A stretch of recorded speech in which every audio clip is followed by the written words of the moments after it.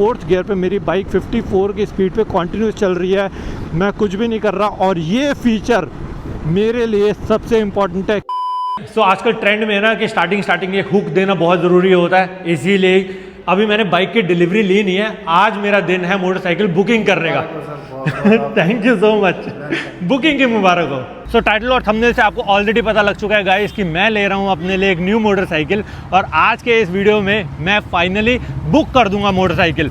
मेरे पास दो ऑप्शन है मोटरसाइकिल्स के, मैं दोनों मोटरसाइकिल को टेस्ट करने वाला हूँ, राइड करने वाला हूँ, और जो भी डिसीजन मेरा होगा वो आज के दिन ही फाइनली हो जाएगा और अपनी नई मोटरसाइकिल आज बुक हो जाएगी। आप में से 50% लोग मुझे हमेशा बोलते थे कि अंकित भाई नई बाइक लेने का टाइम आ चुका है, चार्ली ने अभी तक आपका बहुत साथ दिया है, और 50% लोग ये बोलते थे कि अंकित भाई चार्ली को चेंज मत करना, हमें इसी के वीडियोस देखने हैं। लेकिन यार देखो, हर चीज़ की एक लाइफ होती है। This is my KTM adventure 390, ये 2020 का मॉडल है। सो ये मोटरसाइकिल अभी तक 46 कंट्रीज में राइड कर चुकी है, लगभग 1,17,000 किलोमीटर चल चुकी है with not even a single issue in the motorcycle. पिछले 5 साल से मैं इस मोटरसाइकिल के ऊपर ट्रैवल वीडियोस बना रहा हूँ, और मैंने आपको सब दिखाया। जब मैं सर्विस करवाता हूँ, मोटरसाइकिल का पंचर हुआ, मेरा क्रैश हुआ, या मोटरसाइकिल में कुछ भी मेजर या माइनर इशूज होते हैं, मैंने आपको एक एक चीज़ बताई है। और आप में से बहुत सारे लोग ये भी बोलते हो कि यार 1,17,000 किलोमीटर और कोई भी इंजन वर्क नहीं हुआ, तो ये फैक्ट है, आज तक अपनी मोटरसाइकिल में कोई भी इंजन वर्क नहीं हुआ है। और इसीलिए मैं आ चुका हूँ KTM डीलरशिप पे। ज़्यादा वाइड हो गया ना, पास आ जाओ। So guys, these are the 2 motorcycle जो मैंने अपने लिए शॉर्टलिस्ट करी है। देखने में भले आपको ऐसा लग रहा होगा दोनों सेम मोटरसाइकिल्स हैं, पर ऐसा नहीं है। There is a minor difference between this model and this model. आज ही बुकिंग करूंगा, विद इन 2 डेज इनमें से एक मोटरसाइकिल की डिलीवरी लेने वाला हूं, और विद इन अ वीक अपनी अक्रॉस इंडिया राइड पे निकल जाऊंगा, जिसमें मैं आपकी स्टेट पे आऊँगा इस मोटरसाइकिल के ऊपर, और आप लोगों से मिलूंगा, और वो जो सारी चीज़ें हैं ना, वो आपको आने वाले व्लॉग में मैं बताने वाला हूँ। और यही मेन रीज़न है कि मुझे एक रिलायबल मोटरसाइकिल चाहिए थी, और इनमें से एक मैं लेने वाला हूँ। सो दोनों मोटरसाइकिल की साइड प्रोफाइल आप एक बार देख लो, आपको कुछ खास डिफरेंस देखने को नहीं मिलेगा अपार्ट फ्रॉम ग्राफिक्स। उसके अलावा 2 जो फीचर्स हैं वो मैं अभी आपको बताता हूँ, जिसकी वजह से ये टॉप मॉडल है। सबसे पहले जो फीचर मुझे इस मोटरसाइकिल में सबसे ज़्यादा अट्रैक्टिव लगा, इसके अंदर आपको डिफरेंट राइड मोड्स देखने को मिलते हैं। ऑब्वियसली वो वाला मोटरसाइकिल में आपको सारे फीचर्स देखने को मिलेंगे जो मैं इस मोटरसाइकिल में भी आपको दिखा रहा हूँ। और ये मैं आपको इसके लिए दिखा रहा हूँ क्योंकि पहले जो X वर्जन निकाला था ना, 6 महीने पहले जो मोटरसाइकिल ये KTM ने निकाली थी, इसमें ये सारे फीचर्स मिसिंग थे। एक तो है इसका राइड मोड, इसके अंदर आपको स्ट्रीट मोड देखने को मिलता है। अगर आप स्ट्रीट पे बाइक चला रहे हो, बारिश में बाइक चला रहे हो, तो रेन मोड है इसके अंदर, और एक ऑफ रोड मोड है। जब मैं ऑस्ट्रिया गया था और जब मैंने 890 एडवेंचर R मोटरसाइकिल चलाई थी ना, तो उसके अंदर ये सारे मैंने फीचर्स देखे थे, और मुझे लगा था कि यार ये सारी हाई एंड मोटरसाइकिल्स में ही कंपनी फीचर्स देती है। 390cc मोटरसाइकिल्स में कंपनी फीचर्स कभी भी नहीं देगी। लेकिन जब इस मोटरसाइकिल में ये सारे फीचर्स देखने को मिल रहे हैं ना, तो मुझे लगता है कि KTM ने ना एक्चुअली में ना बहुत ही क्रेजी वर्क कर दिया है हम लोगों के लिए। साथ में इसमें आपको अब ABS मोड भी देखने को मिलता है। अगर आप ऑफ रोड पे चला रहे हो, आप रियर अपना जो ABS है वो टर्न ऑफ कर सकते हो, और साथ में आपको इसमें अब ट्रैक्शन कंट्रोल भी देखने को मिलता है, जो one of the most important feature है किसी भी मोटरसाइकिल के लिए। और जिस प्राइस में KTM मोटरसाइकिल दे रही है, उसमें ट्रैक्शन कंट्रोल भी इस मोटरसाइकिल में दे दिया। साथ में इसमें आपको क्विक शिफ्टर देखने को मिलता है। अब बेसिकली आपको क्लच बार बार दबाने की जरूरत नहीं है, आप क्लचलेस अपनी गियर अप डाउन कर सकते हो, और ये हाईवेज के लिए जब आप टूरिंग करते हो ना, तो बहुत ज़्यादा कंफर्टेबल होता है।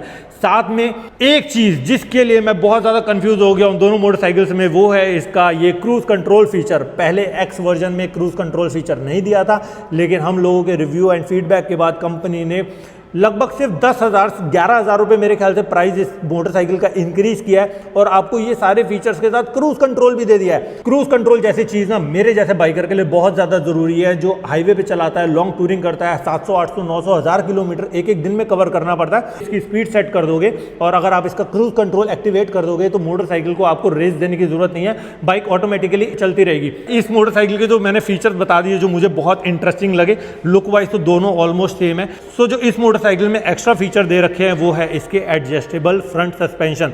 इसको आप एडजस्ट कर सकते हो अपनी राइडिंग मोड के हिसाब से, और साथ में इसके 21 इंच के स्पोक व्हील्स आते हैं जो कि ट्यूबलेस हैं, और साथ में आपको रेयर जो हैं वो भी एडजस्टेबल सस्पेंशन मिलते हैं। अपार्ट फ्रॉम दैट इन दोनों मोटरसाइकिल्स में कोई भी खास डिफरेंस नहीं है, बहुत माइनर सा डिफरेंस है। जैसे सीट हाइट को लेकर हो गया, वो भी 2-3 mm का डिफरेंस है, या ग्राउंड क्लियरेंस को लेकर हो गया। उसके अलावा इन दोनों मोटरसाइकिल में कुछ भी डिफरेंस नहीं है। लेकिन प्राइस फैक्टर की बात करूं तो लगभग इसका प्राइस है 3,68,000, इसका प्राइस है 3,03,000 रुपीज़। ऑन रोड लगभग 75-80,000 रुपीज़ का डिफरेंस आता है, और वही एक इंपॉर्टेंट फैक्टर होता है बहुत सारे लोगों के लिए कि कौन सी मोटरसाइकिल उनको चूज़ करनी चाहिए। पर मेरे लिए इस समय 80-85,000 रुपीज़ इंपॉर्टेंट नहीं है। मेरे लिए सबसे ज़्यादा इंपॉर्टेंट है कि मेरे लिए यूजेबल कौन सी है, क्या वो मोटरसाइकिल मेरे लिए ज़्यादा यूजेबल है या ये वाली। तो एक काम करते हैं, दोनों मोटरसाइकिल्स को एक एक करके टेस्ट राइड लेते हैं, और मोटरसाइकिल चलाते चलाते आपको मोटरसाइकिल्स के बारे में बताता हूँ। और जैसे मैंने बताया ना, मोटरसाइकिल बुक तो हो रही है, तो आज बुकिंग करेंगे। तो सबसे पहले मैं टेस्ट करने वाला हूँ KTM एडवेंचर 390S मॉडल, जो टॉप मॉडल है। और मेरा प्लान ये है कि मैं कम से कम इस मोटरसाइकिल को चलाऊँगा आज। लगभग 50 किलोमीटर के आसपास मैं इस मोटरसाइकिल को चलाने वाला हूँ, तो उससे से मुझे आइडिया होगा। पेट्रोल भी अभी इतना ज़्यादा है नहीं। Okay bro, bye. 50 किलोमीटर तो कम है, मैं चलाने वाला हूँ इस मोटरसाइकिल को कम से कम 60-70 किलोमीटर आज मैं डिस्टेंस कवर करूँगा। मोस्टली मैं इसको हाईवेज़ पे या फिर ट्रैफिक में चलाने वाला हूँ। ऑफ रोड कैपेबिलिटीज़ मुझे पता है इस मोटरसाइकिल में बहुत सही होने वाली है, लेकिन मुझे इस मोटरसाइकिल की ना हैंडलिंग देखनी है। तभी मैं ऐसी रोड पे लेके आया हूँ जहाँ मुझे पता है कि गड्ढे हैं यहाँ पर।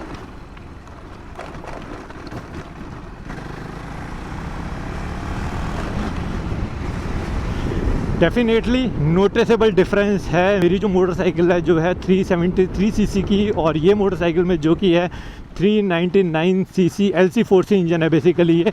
तो मुझे डेफिनेटली पावर में फ़र्क दिख रहा है दोनों मोटरसाइकिल में। मुझे लगा था कि बहुत ज़्यादा डिफरेंस नहीं देखने को मिलेगा, लेकिन डिफरेंस तो है। वैसे तो मैं हैबिचुअल हूँ 390 सीसी मोटरसाइकिल चलाने के लिए, लेकिन फिर भी यार इसका पूरा सेटअप अलग है। इसकी हैंडलिंग कैसी है, इसका विजन कैसे आ रहा है, मुझे हाईवे में कितनी कंफर्टेबल फील होती है, क्योंकि इसका सीटिंग पोस्चर जो है ना ये बहुत ज़्यादा नैरो है, जिसकी वजह से मुझे लगता है कि मैं इसको अगर एक्सट्रीम ऑफ रोड्स पे भी लेके जाऊंगा ना, तब भी मुझे कोई प्रॉब्लम नहीं होगा, क्योंकि मेरे पैर जो है बहुत इजीली ग्राउंडेड हो गए।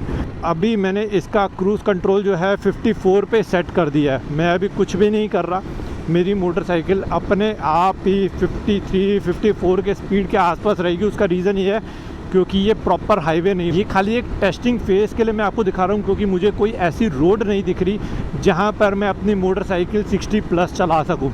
लेकिन फिर भी एक आइडिया के लिए आपको दिखा रहा हूँ। 4th गियर पे मेरी बाइक 54 की स्पीड पे कंटिन्यूस चल रही है, मैं कुछ भी नहीं कर रहा। और ये फीचर मेरे लिए सबसे इम्पॉर्टेंट है, क्योंकि मैं लॉन्ग टूरिंग करते वक्त कई बार रिलैक्स मोड में होना चाहता हूँ, एक्सेलरेशन छोड़ना चाहता हूँ, दोनों हाथ नहीं, एक हाथ अगर मैं राइट हैंड छोड़ना चाहूँ तो मैं अपना हाथ छोड़ सकता हूँ। और मेरी बाइक जो है अब 58 पे सेट हो गई, क्योंकि मैंने यहाँ प्लस कर दिया। अब मैं यहाँ पर 60 कर रहा हूँ तो 60 हो रही है, और अगर मैं यहाँ पर कम करना चाहूँ तो ये मैं माइनस का साइन दबा रहा हूँ, और मेरी मोटरसाइकिल ऑटोमेटिकली बिना रेस पे हाथ रखे कम हो रही है। और इसको अगर डिसएंगेज करना है तो ऐसा नहीं है कि अगर आपने हाथ छोड़ भी रखे हो और आपको सडनली डिसएंगेज करना है, तो आप अगर ब्रेक दबा दोगे तो ये डिसएंगेज यहाँ पर हो गया। और अगर आपको वापस एंगेज करना है तो आपको बस क्रूज़ कंट्रोल बटन दबाना है, और मोटरसाइकिल ऑटोमेटिकली वापस क्रूज़ कंट्रोल मोड पे आ जाएगी। और मैं एक और चीज़ बता दूं कि ये जो क्रूज़ कंट्रोल है खाली इस मोटरसाइकिल में नहीं है, अपनी जो KTM एडवेंचर X+ है उसमें भी ये क्रूज़ कंट्रोल फीचर है।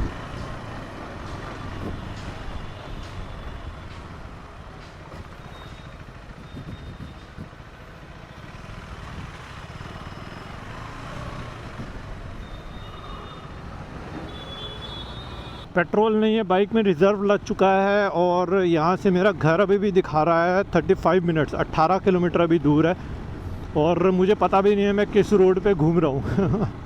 तो ऐसा ही होता है, मस्ती करते करते मैं बस बाइक को लेके आ गया, और पर मज़ा आया बाइक को चलाकर। सो अभी टाइम सबसे पहले बताऊँ, इस समय ना 9:30 बज रहे हैं, या 9:45 भी हो सकता है बज रहे होंगे। ये आपको चहल पहल इसलिए यहाँ मार्केट में दिख रही है क्योंकि 2 दिन में राखी का फेस्टिवल है। जब आपको ये वीडियो देखने को मिलेगा तो शायद राखी निकल चुकी होगी। मोटरसाइकिल की टेस्टिंग मेरी अच्छी तरह से हो चुकी है, जो मुझे नोट करना था वो मैंने कर लिया है। कल जाएंगे दोबारा से सर्विस सेंटर, ये मोटरसाइकिल अपने पास ही रखूँगा, और दूसरी मोटरसाइकिल का टेस्ट राइड करेंगे। वो इतना लंबा नहीं करेंगे, वो 15-20 मिनट या आधे घंटे में मेरे को टेस्ट राइड में सारी चीज़ें पता लग जाएगी। Good morning everyone. जैसा आपको पता ही है कि ये वाली मोटरसाइकिल मैं अपने घर पे ले गया था कल रात को, और अभी मॉर्निंग में वापस आया हूँ शोरूम पे बाइक देने के लिए और दूसरी मोटरसाइकिल पिक करने के लिए। बाहर इतनी तेज़ यहाँ पर बारिश हो रही है, और ये भी अच्छा है कि मैंने एक बार स्ट्रीट मोड तो इस मोटरसाइकिल पे चेक कर लिया है। अभी रेन मोड जो है इस मोटरसाइकिल के ऊपर मैं टेस्ट कर लूँगा। फ्रैंकली बताऊं तो 70% मैं अपना माइंड मेकअप कर चुका हूं कि मुझे कौन सी मोटरसाइकिल इन दोनों में से चूज़ करनी है। और अभी तक मैं 19 इंच सेटअप की बाइक चला रहा था एंड सडनली अगर मैं 21 पे शिफ्ट होता हूं तो क्या मेरे लिए कंफर्टेबल है। एंड फ्रैंकली बताऊं तो मुझे कोई भी प्रॉब्लम नहीं आई, मैं बहुत ईजिली हैंडल कर रहा था, मैं कॉर्नरिंग करने की कोशिश कर रहा था, मैंने ट्रैफिक में फिल्टरिंग करने की कोशिश करी और मुझे कुछ खास डिफरेंस लगा नहीं। तो मुझे लगता है कि मैं बहुत जल्दी अडेप्ट हो जाऊँगा अगर मैं ये वाली मोटरसाइकिल लेता हूँ। लेकिन इतनी जल्दी कंक्लूजन पे मत आना कि मैं यही वाली मोटरसाइकिल फाइनल कर रहा हूँ, हो सकता है मैं ये वाली करूँ। जैसे मैंने बता दिया 70% मैं अपना माइंड मेकअप कर चुका हूँ, लेकिन इसको एक बार टेस्ट राइड मेरा करना बहुत ज़रूरी है और उसके बाद मैं आपको बताऊँगा कि मैंने ये मोटरसाइकिल क्यों चूज़ करी या फिर मैंने ये वाली मोटरसाइकिल क्यों चूज़ करी। सो एक बार अब इस मोटरसाइकिल को लेके चलते हैं। हैंडलिंग सेम है, कंफर्ट सेम है, क्योंकि मैं कल 6-7 घंटे चला चुका हूँ बाइक। 6 घंटे मैंने कम से कम चक्कर काटा है ऐसे ही बाइक को समझने के लिए। तो इस मोटरसाइकिल को ना मैं बहुत ज़्यादा एक राउंड नहीं लेने वाला। जैसे कल मैंने 5-6 घंटे का एक राउंड लिया था एक टेस्ट करने के लिए। इस मोटरसाइकिल को मैं हार्डली 10-15 मिनट चलाऊँगा एंड बाइक को समझने की कोशिश करूँगा कैसे। इसको रेन मोड लगा दें, ride mode, street, rain activate कर दिया। तो ये वाला फ़ीचर बहुत सही है। मैंने 890 एडवेंचर आर जब ऑस्ट्रिया में, जैसे मैंने बताया, वहाँ पर मैंने ये फ़ीचर देखा था और मैं बहुत इंप्रेस हुआ था इस मोटरसाइकिल सेटअप से। वैसे ही मैं हैबिचुअल हूँ क्योंकि इसका जो है ये है 19 व्हील का सेटअप, 19 इंच का सेटअप है ये वाला टायर का। और अभी जो मेरे पास करंट KTM एडवेंचर 390 मोटरसाइकिल है उसका सेटअप भी सेम है। मुझे फील में बहुत ज़्यादा डिफरेंस नहीं फील हो रहा इस मोटरसाइकिल और उस वाली मोटरसाइकिल। और मैं सच बताऊं तो मेरी KTM एडवेंचर 390 के साथ भी अगर मैं इसको कंपेयर करूं तो मुझे बहुत ज़्यादा डिफरेंस फील नहीं हो रहा इसके अंदर। ऑब्वियसली पावर थोड़ी सी ज़्यादा है, सिर्फ एडजस्टेबल सस्पेंशन नहीं है इस मोटरसाइकिल में। उसके लिए मैं थोड़ा सा डाइसी हो रहा हूँ कि क्या मुझे 75,000 रुपीज़ पे करने चाहिए या नहीं करने चाहिए। अपार्ट फ्रॉम दैट बाइक बहुत सही है, मुझे कोई हार्डली वाइब्रेशंस ऐसा फील हो रहा है कहीं पर भी।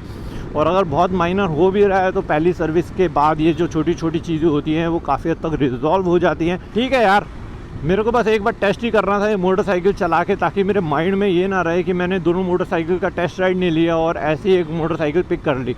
और ये बाइक मैंने वैसे भी, आपने अगर देखा होगा मेरी रिसेंट कैलाश मानसरोवर की राइड थी तो मैंने यही वाली मोटरसाइकिल बहुत बड़े बड़े पत्थरों में से निकाली थी।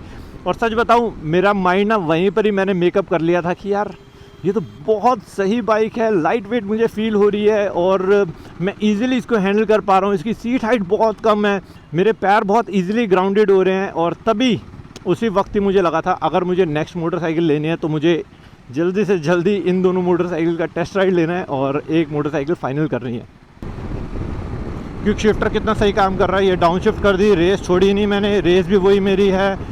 क्लच नीचे कर रहा हूँ, सॉरी क्लच में प्रेस नहीं कर रहा, एक्सेलरेशन में कम नहीं कर रहा और अपनी मोटरसाइकिल को टक और अपनी गियर चेंज हो जाती है। सो अपनी मोटरसाइकिल्स का जो टेस्ट राइड है ना वो तो अच्छी तरह से हो चुका है। सुबह भी मैं ऑफ कैमरा इसको बारिश में चला के देख रहा था कैसा बाइक का परफॉर्मेंस होता है। एंड उसके बाद थोड़ी देर के लिए मैंने ये मोटरसाइकिल चलाई है क्योंकि इस मोटरसाइकिल से मैं काफ़ी हद तक हैबिचुअल हूँ। 19 इंच का सेटअप है, इसके लिए मुझे कोई प्रॉब्लम नहीं थी। छोटा सा राउंड लिया, मुझे बस हैंडलिंग देखनी थी।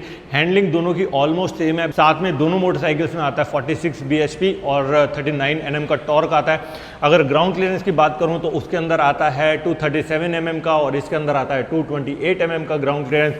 सीट हाइट दोनों की ऑलमोस्ट सेम है, 830 mm, 825 mm और कुछ बहुत ज़्यादा मेजर डिफरेंसेस नहीं है। टायर्स भी सेम है, सेटअप भी सेम है, सारी चीज़ें ऑलमोस्ट सेम है। अब बात आती है डिसीजन की, और डिसीजन होता है सबसे इंपॉर्टेंट क्योंकि दोनों के प्राइस में डिफरेंस है 75,000 रुपीज़। अगेन यहाँ पर प्राइस मैटर नहीं करता, चीज़ मुझे ये देखनी है कि मेरी ज़रूरत की क्या चीज़ है। जैसे मेरा राइडिंग स्टाइल है तो मैं प्रेफर करता हूँ कि मुझे लॉन्ग टूरिंग पे जाना है और लॉन्ग टूरिंग में कभी कभी कुछ ऑफ रोड पैचेज आते हैं, कुछ एक्सट्रीम राइड्स भी होती है मेरी। लेकिन मैं एक hardcore adventure trail rider नहीं हूँ जो सैटरडे संडे को ट्रेल्स के ऊपर बाइक्स को कूदा रहा है, टेस्ट कर रहा है। मैं उस टाइप की राइडिंग नहीं करता। और आप में से मुझे लगता है कि ये जो दोनों में से बाइक्स भी ले रहे होते हैं उनमें से 60-70% वो लोग होंगे जो ज़्यादातर टूरिंग कर रहे होंगे, हाईवेज में जाएंगे, लद्दाख, स्पीति, अरुणाचल, सिक्किम, नॉर्थ ईस्ट या फिर नेपाल जैसी कंट्रीज़ में जाकर कभी कभी ऑफ रोड करने का प्लान कर रहे होंगे। एंड काफ़ी चीज़ें सोचने के बाद मैं इस डिसीज़न पे आया हूँ और थोड़ा सा आपको सरप्राइजिंग भी लग सकता है कि मैं एडवेंचर X+ पे जाना ज़्यादा प्रेफर कर रहा हूँ अभी एज ऑफ नाउ। क्योंकि अगर ये वाली मोटरसाइकिल जब लॉन्च हुई थी और एक्स वर्जन जो इसका प्रीवियस वर्जन था जो 6 महीने पहले लॉन्च हुई थी, अगर दोनों में कंपैरिजन मुझे करना होता तो मैं आंखें बंद करता और एडवेंचर एस उठा लेता, क्योंकि उसमें मुझे सारे मोड्स मिल रहे थे, मुझे सारी फीचर्स मिल रहे थे, एडजस्टेबल सस्पेंशन मिल रहा था, 21 इंच का सेटअप मिल रहा था।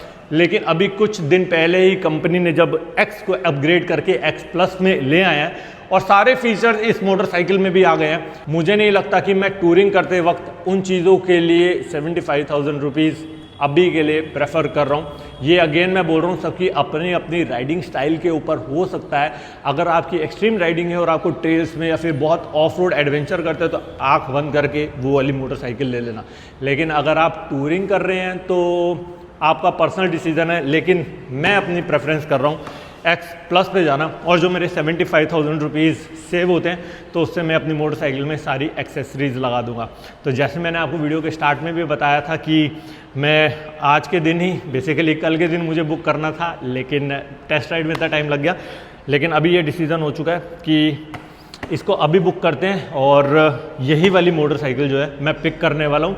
तो बस फाइनल हो गया, इसकी डिलीवरी अपन लोग लेंगे कल, क्योंकि आज बारिश हो रही है। देयर इज़ नो पॉइंट कि अभी डिलीवरी ले एंड बारिश में लेके घर जाए, एंड कल करेंगे। तो फाइनल जो अपने बुकिंग का है वो करते हैं। बंटी भाई, इस मोटरसाइकिल का एक्स शोरूम प्राइस वैसे सर एक्स शोरूम इसका 3,03,000 है और एस का आपका 3,68,000 के समथिंग है। ठीक है। अगर आप ऑन रोड लेंगे तो 3,51,000 है ये वाली इसका, और वो आपकी 4,23 की पड़ती है। वही 70-75,000 का गैप आता है। बाकी जो कस्टमर को बेस्ट लगता है तो वो उस हिसाब से ले लेते हैं। मेरा ये है कि दोनों बाइक अच्छे नंबर 1 पे चल रही है, कोई इशू नहीं है, कोई कंप्लेंट नहीं है भाई। ऐसा नहीं है कि वो ज़्यादा बिक रही है ये ना ऐसा कुछ नहीं है सर, दोनों बराबर जा रही है। जब से एक्स प्लस आई है तो थोड़ा और डिमांड इसकी बढ़ गई है। हाँ, तो ये मेरा डिसीजन ठीक लगा आपको? बहुत बेस्ट लगा सर, बेसिकली बेस्ट ऑफ लगा आपको। थैंक यू सो मच भाई। तो अभी के लिए यहीं पर ही वीडियो एंड करते हैं और बहुत सारी चीज़ें होंगी जो इस मोटरसाइकिल से रिलेटेड होगी। मेरी मोटरसाइकिल चार्ली वो सर्विस सेंटर में वहीं पर ही खड़ी हुई है। कोशिश करूँगा इस मोटरसाइकिल और उस मोटरसाइकिल का एक प्रॉपर बैठ के रिव्यू बना सकूँ, ताकि आपको भी एक गाइडेंस मिल सके कि उस मोटरसाइकिल में कंपनी ने क्या चीज़ें नहीं दी थी और इस मोटरसाइकिल में क्या क्या चीज़ें दी हैं। और साथ में नाम ज़रूर सजेस्ट करना कि इस मोटरसाइकिल का क्या नाम दे। उसका नाम चार्ली है, इसका नाम क्या रखा जाए कमेंट सेक्शन में ज़रूर बताना। ठीक है, चलो मिलता हूँ अब आपसे नेक्स्ट ब्लॉग में। Till then ride hard ride safe. This is me dream chaser signing off. Bye bye.